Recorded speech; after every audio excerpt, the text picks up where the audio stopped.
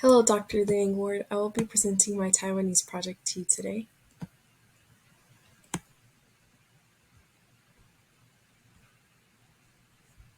My project is on wedding traditions, and it's by me, Tabitha Fletcher. So the contents of this template include an introduction, a research background, findings and discussions where we're going to be comparing, reflection, perspectives, feedback, along with a conclusion and questions that I had. And then I'll be sharing my references, and finally the end. Introduction. I will be discussing the marital events and customs that are culturally important to Chinese and Westerners or Americans. So, research background. I chose to compare Western and Chinese folk cultures because, as an American myself, I am curious to understand how others express their romantic commitment. My research sources are from personal blog posts, YouTube, and the resources shared in class. I felt that it was appropriate to use research sources from a first-person point of view. Sharing what I found in the findings and discussion is how I integrated my sources into the project. And then below I have my research sources.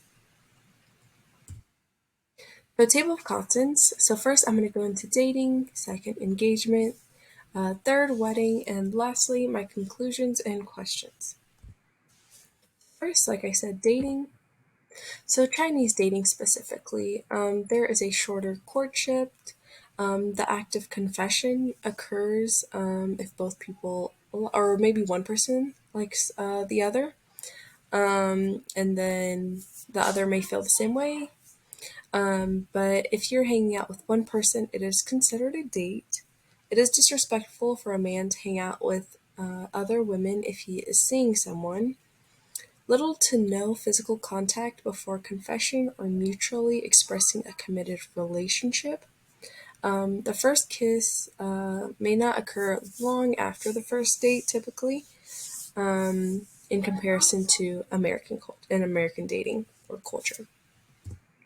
In American dating, if you're hanging out with one person, it is not necessarily a date. Usually, the courtships in the U.S. are longer, and they actually have a synonym, I would say, which would be called dating. So you can see other people when dating until both are ready to be monogamous and have the official title of being in a relationship. So, first kiss. Shortly after the first date, if not that same day, and usually if the first kiss does not happen very soon on the first date or after the first date, that is not a good sign. So I found that very interesting in comparison to Chinese dating. But we're going to move on to engagement. So Chinese engagement, we have the proposal, and during the proposal, there will be a matchmaker that will go with the, I guess you could say, groom. And they will bring along 30 gifts with their family members, and they will exchange gifts between families. So in the birthday and the time, there will be a fortune teller that will pick an auspicious time and a day for the couple to become married. And then there are three letters that the groom will give to the female's family, the woman, the bride, and then they will arrange the marriage after those three letters have been given. So, American engagement. In a heterosexual relationship, the man typically asks the woman's father for her hand in marriage. The man proposes to the woman with an engagement ring, bowing down on one knee. If she says yes, then he will place it on her left hand. The couple will share the news with their families and friends. The groom and bride will ask their closest friends or family members to be in the wedding, also called the wedding party, which will be formed by assigning them titles such as the maid of honor, bridesmaid, flower girl, ring bearer, groomsman, and best man. So, closer to the date of the wedding, the couples will have individual celebrations known as the bridal shower and bachelorette parties. And at these parties, it is a time to celebrate their last day of so called freedom quotations until a couple days or a couple weeks later when they do become married. So, weddings. Chinese weddings specifically first. So, first, the groom will take a sedan to the bride's home, um, and there will be auspicious symbols around the sedan, maybe in materials, and then there will be two sugar canes that are connected to each other, and that express or that is auspicious for how long the marriage will last and the commitment of it. There will be music and firecrackers that is super joyful. And then there's a farewell ceremony in the bride's home previous to the sedan arriving at her house. So the bride, she will wear a red dress, and previously, and hopefully not as much anymore, but women, especially young women or young females, were reluctant to get married because they didn't want to leave their family permanently, and it was just a nervous experience. Um, and then once the bride gets into the sedan, she will drop the fan outside of it, and that symbolizes an altered temper that is permanent. And her siblings, one of them will retrieve the fan. And then being careful with the threshold. So it's very important that as the bride is walking up to her home, that she's careful and maybe doesn't trip or something because it doesn't symbolize anything good if that occurs.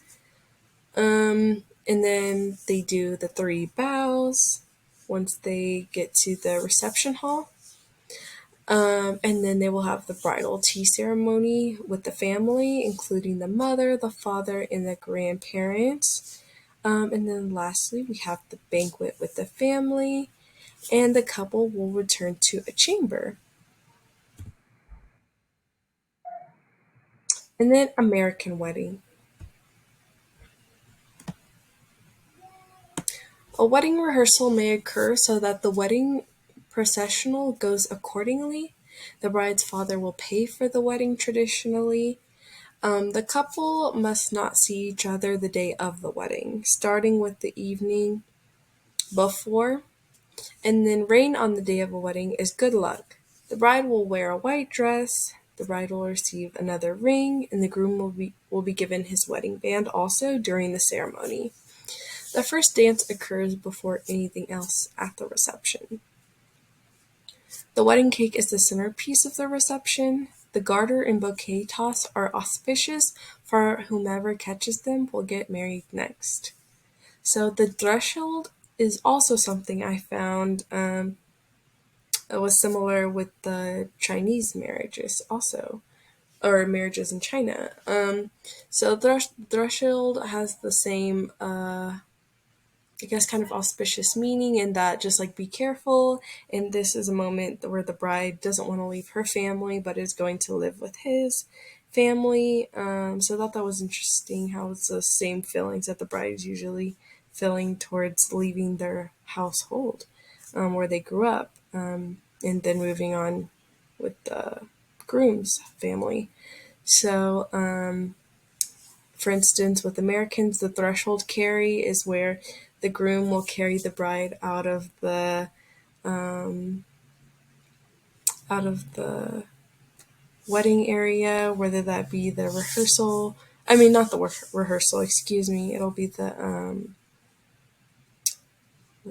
reception. I mean. So yeah. And then lastly, the honeymoon, and that is also similar to the let's see.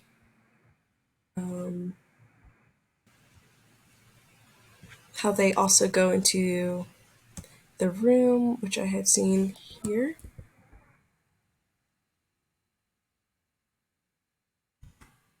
The chamber, I mean. So that is very similar to the honeymoon. And then lastly, my reflection, perspectives, and feedback. So, reflection. The heterosexual perspectives are similar when it comes to um, the roles, the masculine and feminine roles that each of them have, where it feels like the female is kind of uh, being prepared for this day, whereas the man is preparing her for this day. I thought that was pretty interesting. And then perspective. I'm currently at a time in my life where I wonder what makes a marriage and what pivots in a relationship for two people to possess the strong urge to coexist. So I have always had, like, as an American, this want to get married, but what truly is the reason for marriage and things of the sort. So I really like cherish learning all of this from both cultures because it helps me get that understanding. And then for feedback, both cultures are suitable and should morph to modern society. So I think that I know some people would say that some of these things within the culture practices are outdated, and I believe some of them are when it comes to feminine and masculine roles, especially with different sexualities nowadays. So I would like to see how they have been changed and altered to fit modern day society. So, and then lastly, I personally feel that confession fits my personality. Perhaps that is why I get turned down.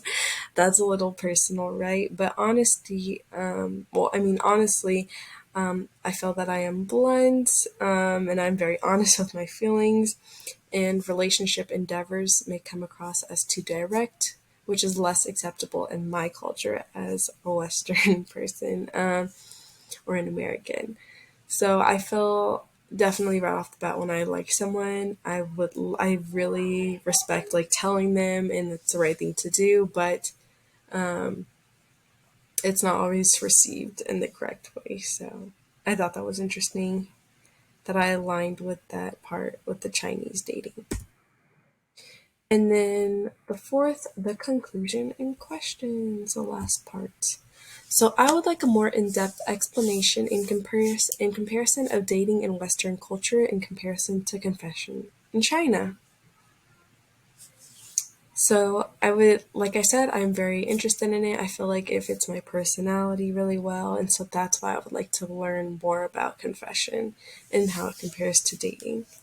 So, statistically speaking, how many monogamous heterosexual Chinese and American married couples happily stay committed in the long term? Excuse my spelling. I meant to say long term. So, yeah, I'm very curious as to how maybe even the marriage or the way the families come together or just things within the culture with the relationship, how do they compare to like versus American and Chinese, like which one lasts longer and why so. So yeah, here are my references.